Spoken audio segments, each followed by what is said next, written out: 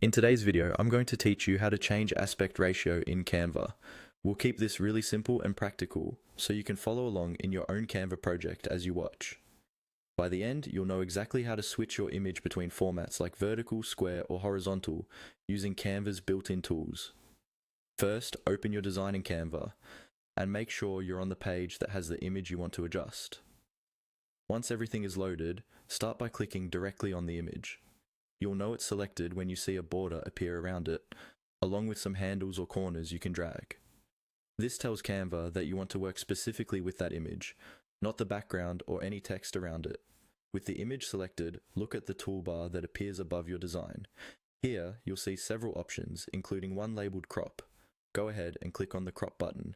This switches Canva into cropping mode and slightly dims everything else on the screen, so you can focus on the image you're editing. When you're in crop mode, you'll notice your image is now inside an adjustable frame.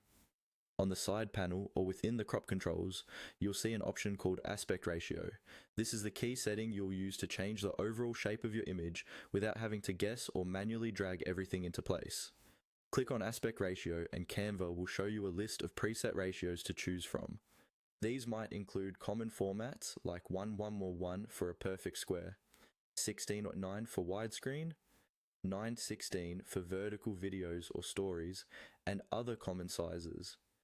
Pick the ratio that best matches where your image will be used, for example, a vertical ratio for social media stories, or a widescreen ratio for video thumbnails. Once you choose an aspect ratio, Canva automatically adjusts the crop box to that shape. You can then click and drag the image inside the frame to reposition it and make sure the most important parts of your photo are visible. Take a moment to center the subject or adjust the composition so it looks balanced.